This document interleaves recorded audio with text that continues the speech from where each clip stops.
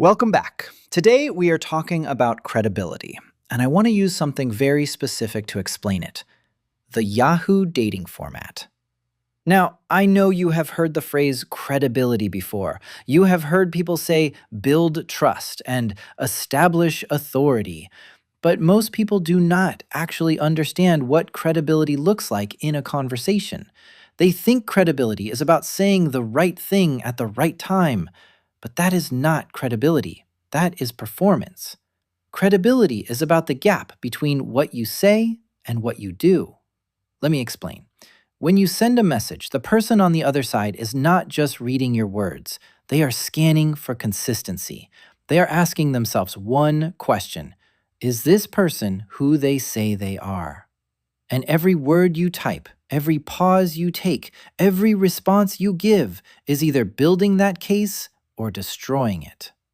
The Yahoo dating format gives you the structure, but the structure does not create credibility. It only creates the space for credibility to exist. The credibility itself comes from you.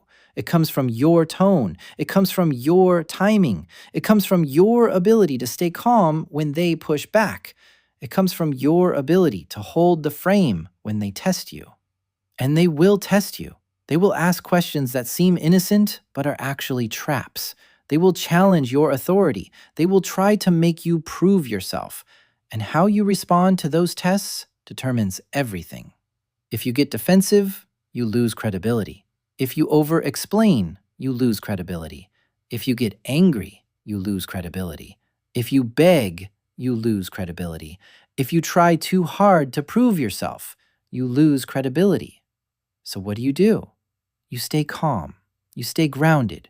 You answer the question without over-answering. You respond to the test without reacting to the test.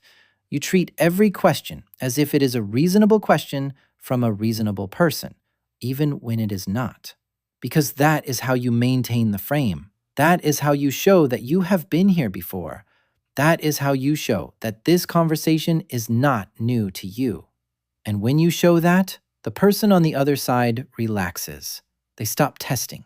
They stop pushing. They stop trying to find your weak spot. They start listening. And when they start listening, they start trusting. And when they start trusting, they start following.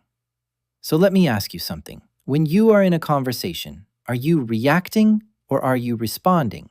Are you defending or are you holding? Are you trying to prove yourself or are you simply being yourself?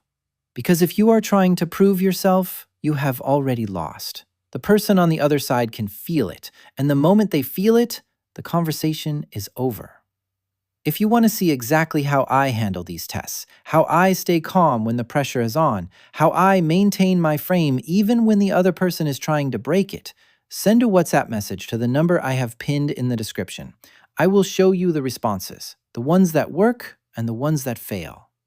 Day 7 is wrapped. Get to work.